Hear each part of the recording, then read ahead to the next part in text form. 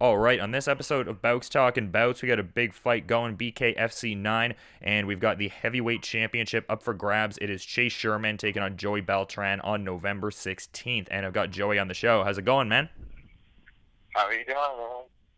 Oh, I'm doing great. I'm just kind of wondering because this is kind of an interesting sort of situation. Like, I understand your partner's going to be on the card as well. You guys are looking to be the king and queen of bare knuckle boxing. So I'm kind of curious about that, and like some insights on all of that.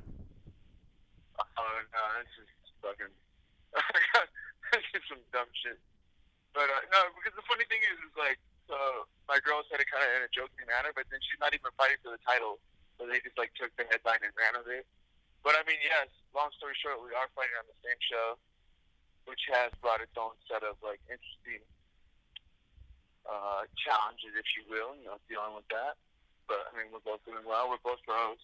We're both pros. We've been pros for a long time, so a lot of it is just kind of just staying out of each other's way and just finding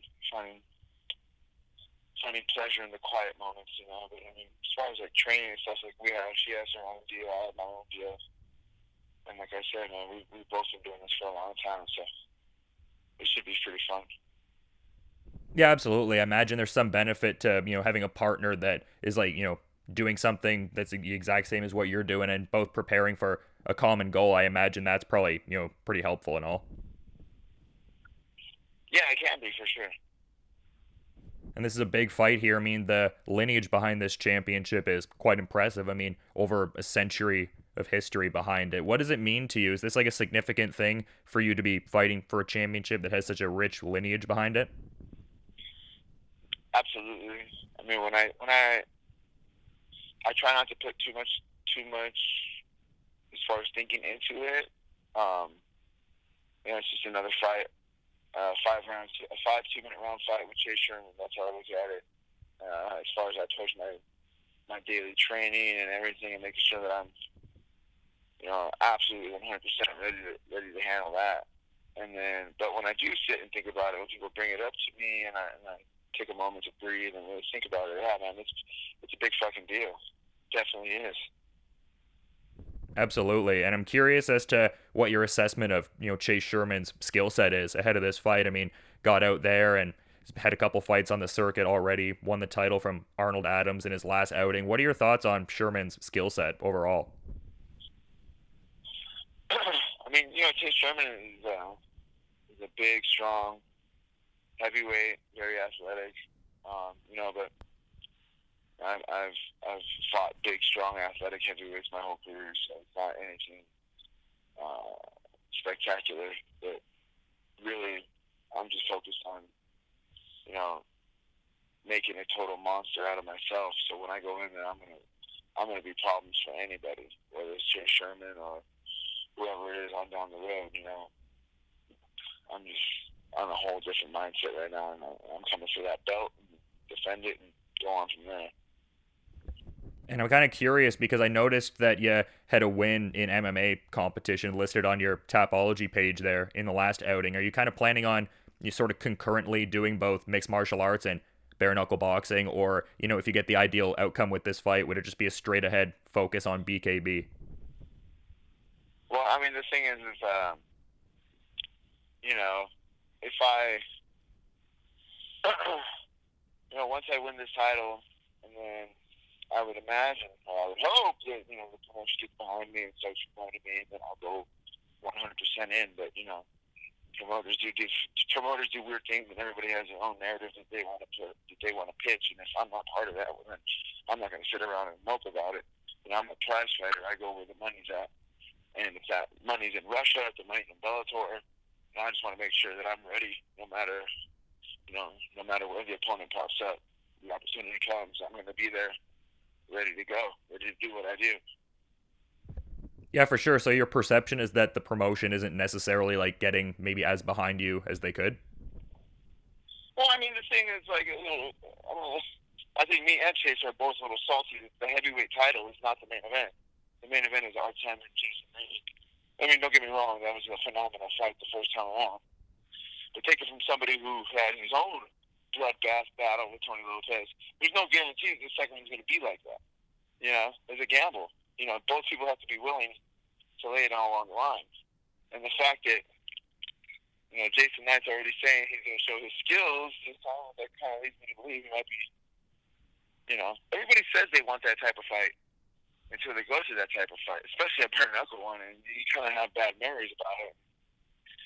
We'll see. We'll see what happens. In a perfect world, they end up having a bloodbath part 2, and everybody's happy. But we don't live in a perfect world, so we'll see what happens. Yeah, for sure. And, talking about your MMA experience and what you're doing in bare knuckle as of late, it seems like having like a good, well-rounded MMA skill set lends itself well to BKB, especially from those like clinch positions. I'm kind of curious from your perspective, like why do you think the transition is so easy for MMA fighters getting into bare knuckle boxing? Like it seems relatively seamless in a generalized way. I think the bare knuckle boxing was a particular rule set that BKFC boxers fights under, because it's different. From what I understand, I had a friend of mine, Terry Sokaju. He just fought for Valor, and they did not allow striking in the clinch. It's just more of the European bare knuckle rule set. So that being said, the BKFC rule set definitely does fit MMA seamlessly. I mean, we transition right into those gray areas where you have an arm tangled up, but you're still swinging, you're still inflicting damage. So definitely, I like it. I definitely like it. It's, when I found out, I remember when I was first pitched the idea, and I was like, okay, bare knuckle boxing. I'm like, oh, okay, yeah, I'm down, let's do it. And then they told me you can clinch. I was like, oh, what? So this fucking sport was made for me. Let's do it.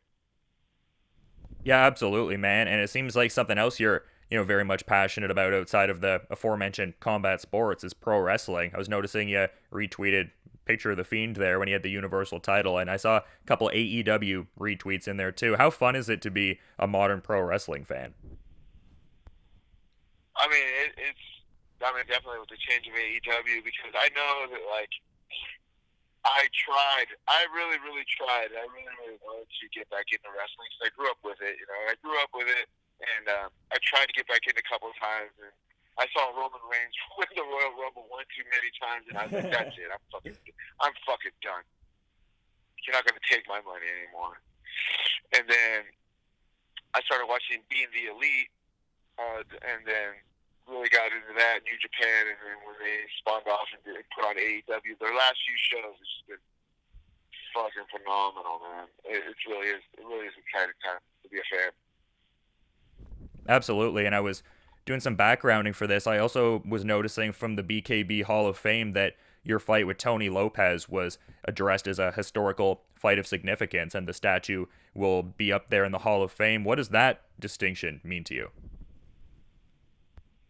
It's definitely one of the coolest things I've ever accomplished in my career, for sure. I mean, to be a part of a Hall of Fame, especially one as prestigious as the bare knuckle Hall of Fame, and that's the original. That was the original hand-to-hand combat sport, and it's yeah. It can't really properly describe how it makes me feel, but definitely a huge sense of pride being in there. Absolutely, man. And you've been really good with your time as well, which I appreciate. I'm curious, though, if there's anything you'd like to sort of add as a parting thought as we're wrapping up here, though. No, it's okay. I feel good. Ready to go. Yeah, it's going to be a good one. BKFC 9, we've got the heavyweight championship on the line. Chase Sherman taking on Joey Beltran. People can check that out on November 16th. Really appreciate all the time there, man. And, best of luck with the rest of your preparations. And, yeah, I'm going to enjoy the fight and going to be checking it out, too. Awesome, man. Have a good night. Have a good one.